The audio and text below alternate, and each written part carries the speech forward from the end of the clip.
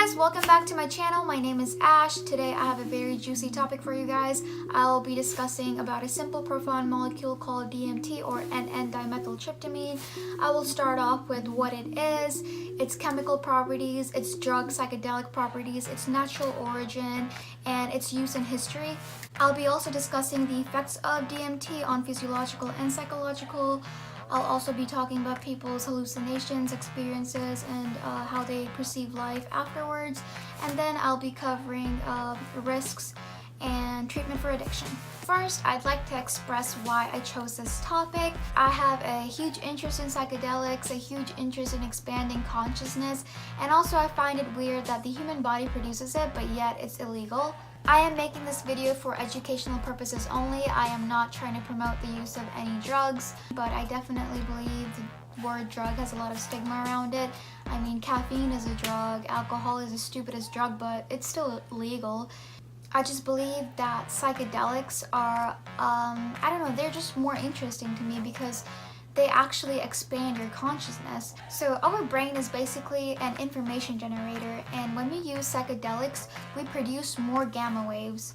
Gamma waves are associated with higher level cognition and peak concentration, like during meditation. So besides using just our prefrontal cortex, all the material that is left in our unconscious or subconscious starts being forced up to the front of the brain. So these deep parts of the brain, which are called usually the reptilian brain, are being liberated and integrated with our conscious awareness. These compounds hold a different model of reality, so when we ingest them, we see different dimensions. Now, people think that there is only one model of reality, but Dr. Andrew Gallimore has said that seeing the world isn't a passive process, but an active process. So the brain is a world builder. You can separate the information in two parts. The info being generated by the brain and all the information being generated by whatever is outside your brain. So basically the external world. Your brain is an information generator, and your world is built by the information generated by your brain, or in the REM state when you're asleep and dreaming, or a high peak of psychedelic experience. The idea that one world is real and the other world is not really supported by any evidence. People say that psychedelics visuals are just distortions of reality, or perhaps the breakdown of brain's ability to construct the correct model of reality. But there is no true model of reality. People just assume that the world that they're conscious to is the real one, and that's important to them. But what psychedelics do is that they break down the boundary between the real and the unreal, and they show you the real world is much more fluid. The notion that we perceive is merely the way that we and our neurochemistry causes the information around within us to build our world has been mirrored by multiple studies. What we consciously see is what we take as facts. This is a metaphor for our perception in general. This pretty much applies in all circumstances in waking life.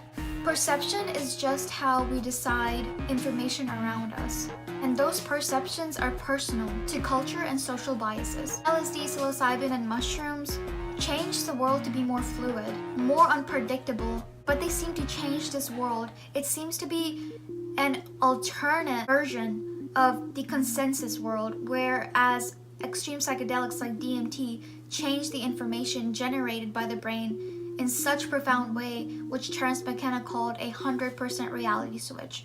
It switches the brain so rapidly, it takes the consensus world and makes the bizarre, higher, complex alien reality. So yeah, I just don't perceive psychedelics as drugs because I believe they, if taken in good settings and for good reasons, not just for recreational use, I feel they could really benefit people.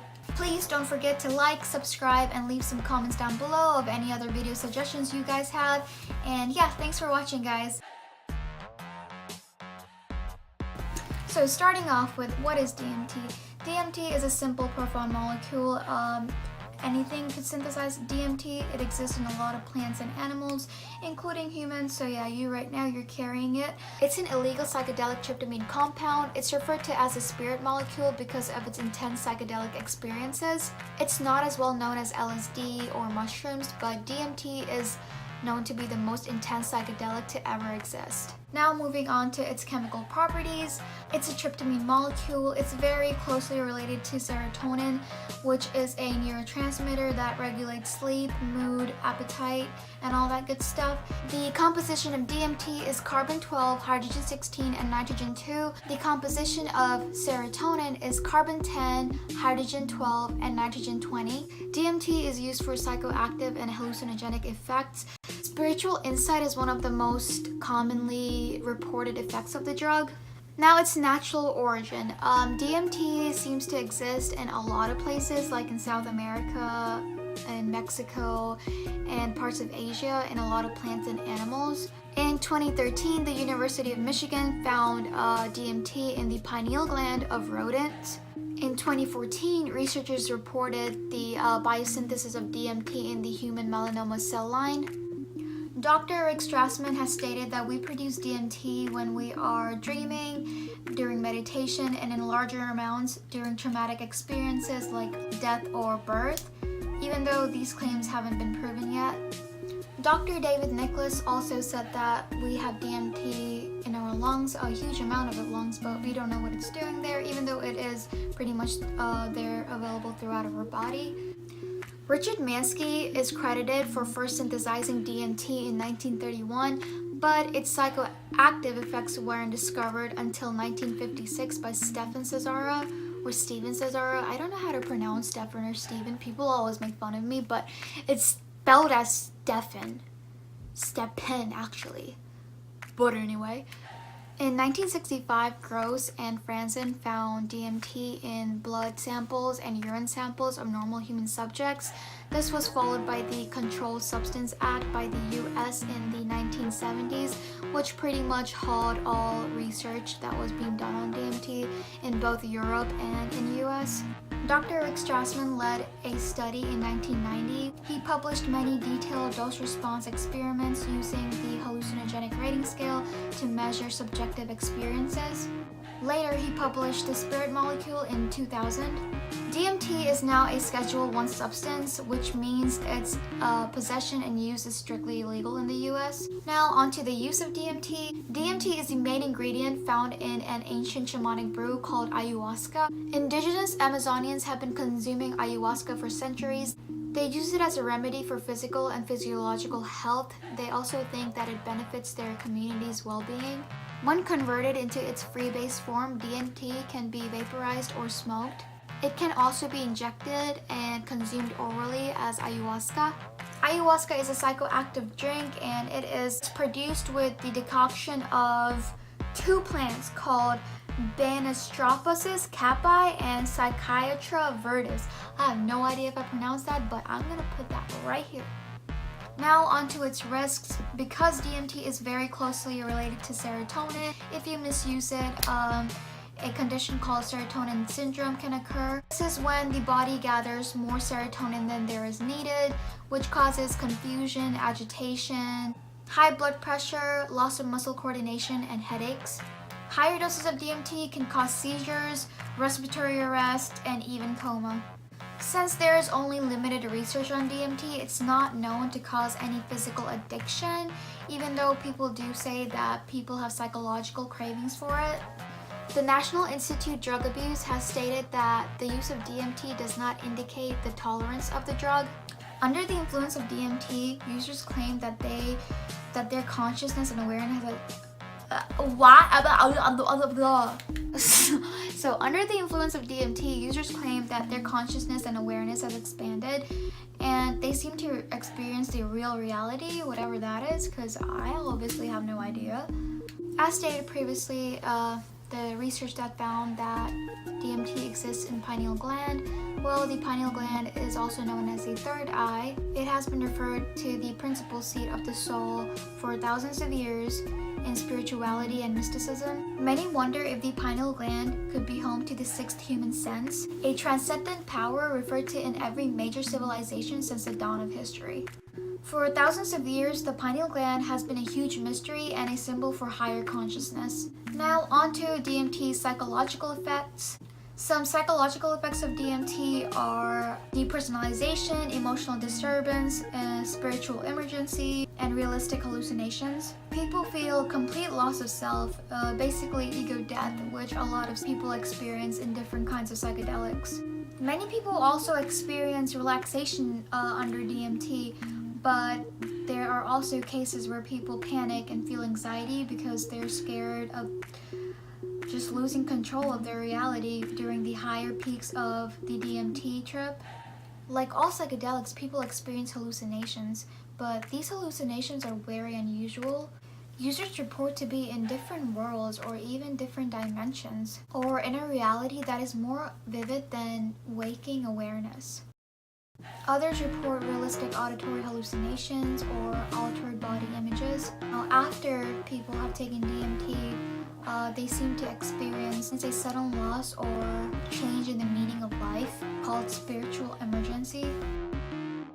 I'll be looking down because my laptop is right here and I made a PowerPoint. Now for some experiences, I got them off of the DMT, the Spirit Molecule book by Rick Strassman, and here I go. So Stan, a 42-year-old, after taking DMT, worked through some difficult feelings around his impending divorce. Marsha was having martial difficulties as well. She experienced a blissful high-dose session. Instead of meeting my ancestors, she said, Marsha found herself on a merry-go-round full of Anglo mannequins. Cassandra was violently raped as a teen and carried a lot of pain. During her session, she made a deep healing contact with her body. She also encountered beings and felt more loved, helpful, and safe than any time in recent memory. Unseen worlds. Many participants reported to see different dimensions, more real than real experiences of being somewhere else. Participants saw images of DNA and microscopic biological structures progress to whirling numbers and hieroglyphics. Some entered deep space and viewed strange, distant planets. Others reported seeing different beings. Mystical states. Cleo entered deep space and danced with the star system. She said she was directed to go inward and discovered God dances in every cell of my body, and every cell of life dances in God. Wow, that's very deep. Scene was led by fellow travelers into a bright white light. He saw himself as an infant, reborn and pure. People also experienced death and dying. Only 2 participants experienced near-death or death themes as the primary ones of their high-dose sessions. Carlos experienced that he died and he was sent to a place where all souls waited and was in process of being reborn.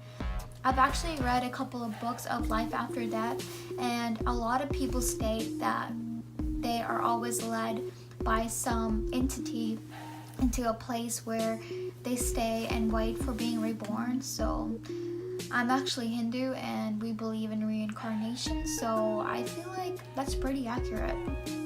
Other people experienced pain and fear. Half of 60 volunteers had difficulties during their high-dose sessions.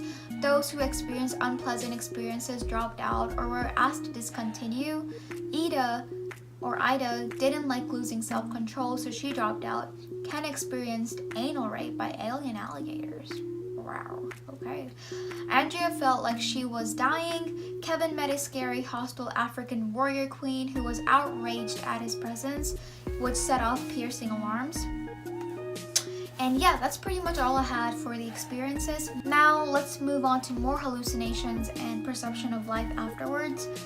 If anywhere from 20 to 60 milligrams is inhaled, people claim to visit alternate dimensions that cannot be explained through normal human language. Subjects claim to experience extraterrestrial beings, gods. They also have religious and spiritual experiences. Now, the duration of this experience can only last 5 to 15 minutes, but it's so intense that subjects claim they feel like they've been gone for much, much longer. Now, many of these people have similar hallucinations. Most common experiences are guilt and love, seeing creatures of another world, hearing different types of music, dancing with strange entities, also seeing advanced beings like gods, advanced technology, and life after death. Perception of life afterwards. Some subjects report that their life has been profoundly affected by the use of DMT. They feel very open to the spirit world. Some subjects have better understanding of themselves, life in general, while others kick away bad habits like addiction. Now, treatment for addiction. Treatment can be received from inpatient or outpatient rehabilitation programs. Usually people who abuse DMT have the tendency to abuse other drugs. Now, physiological effect. DMT is not known to cause any physical dependence, although there are some short-term effects of DMT like anxiety, delirium, diarrhea, hyperthermia, intense fear and panic, dilated pupils, and lung irritation. Long-term effects of DMT in dangerous amounts can lead to loss of consciousness, coma, and even death. Now, some facts and anecdotals about DMT. DMT does have therapeutic use. Ayahuasca is now commonly used all around the world to decrease depression and addiction. Between 1990 and 2015, there have been 6 studies that found ayahuasca, including psilocybin and LSD, hold promising potential for treating depression, anxiety, alcoholism, and tobacco addiction. Based on personal accounts suggest that properly using DMT can increase spirituality and life betterment. Many claim that DMT gives them the ability to connect to the unconscious part of their minds, which allows them to see issues and mental blocks that they have been suffering from a new point of view. Please don't forget to like and subscribe. Leave some comments down below if you guys have any questions and I'll get back to you. I hope you guys enjoyed this video and learned something new today. Thanks for watching, guys.